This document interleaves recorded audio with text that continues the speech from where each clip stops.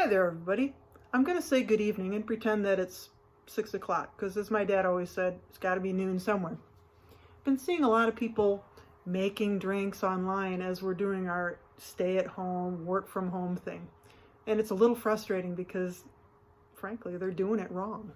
So today I'm going to show you how to make the famous Vesper Martini. Okay? Any good person who loves classic literature knows that the Vesper Martini comes from the book Casino Royale by Ian Fleming. And by the way, if you're ever in London, you must go to Duke's Hotel. Duke's Bar is famous for the martini. The story goes that Ian Fleming was in that bar when he concocted the idea of James Bond and the martini. There's a signed picture of Sean Connery in there, and it is the best place to get a martini in London, if you don't mind paying £22 for it. But I will tell you, it's an elephantini. They'll only sell you two. I can only drink one. If I can only drink one, most of you guys, a sip or two.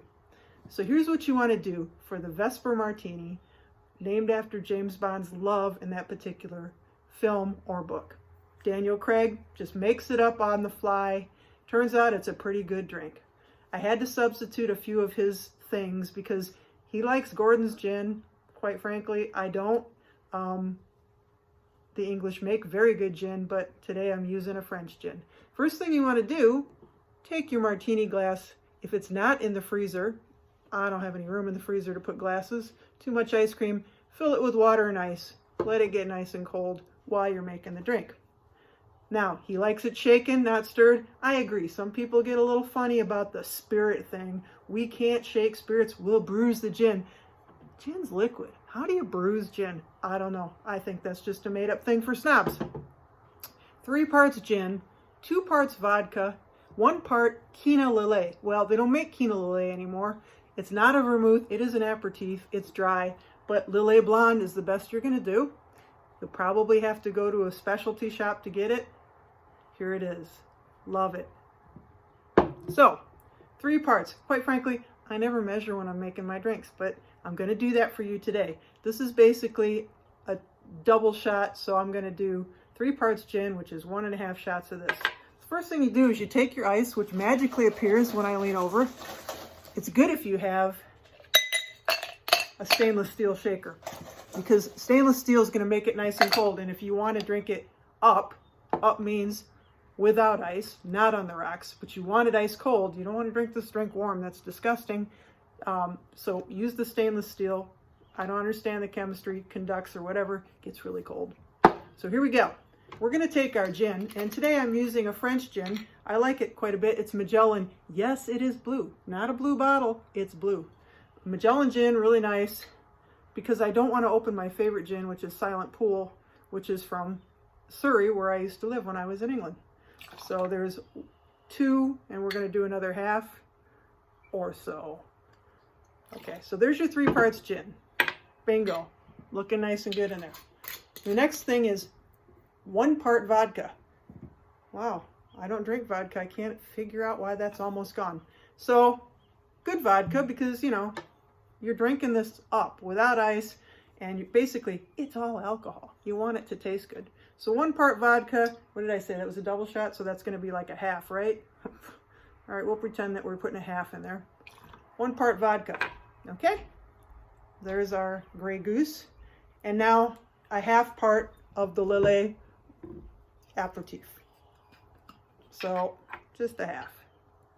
So that's like less than a half because this is double. My math isn't too good. Doesn't matter, it's going to taste good. So there we go. Now we got it all in there. And I want to make sure to put this back on before we shake it. Now we're going to offend all the purists. Shake it really good. I could be like Tom Cruise and flip it and stuff, but pretty much think it would go all over my house. Okay, you can see it, like the condensation. It's getting so cold, my hand's going to fall off. Then we want to take our glass, and we want to get rid of the ice water, and we'll just like magically, I don't know, throw it on the floor down there, clean it up later. So now we've got the glass is ice cold. We're going to take the gin and the vermouth and the Lillet and pour it in there. very carefully. Shouldn't be blue, but you know, like I said, we're using blue gin today.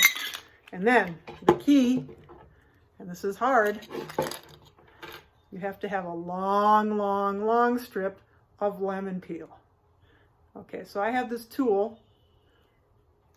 It's very important that you don't just get some crappy looking lemon peel there. Do it over the top of the glass, because if you get a good lemon, you'll get lemon, like the little spritzy stuff coming out. See, now I blew it. I was talking. Let's try it again. Long peel. I mean, that's kind of long, but it should be like all the way around the lemon. I can't talk and peel. Very carefully. This is a drink that Daniel Craig would probably come over to my house for. See, I can see the lemon stuff spritzing. A lot of times these lemons you get in Myers, though, you try to get a little spritzy thing in there, and it's dry as can be. I would suggest that you wash the lemon in this day of, you know, a virus, because who knows what could be on it. So here it is, the Vesper. Here's to you, James Bond. Here's to you, Notre Dame International. Chante. Cheers. Salute. Drink up. Thank God it's after work, or I'd be in trouble. Cheers!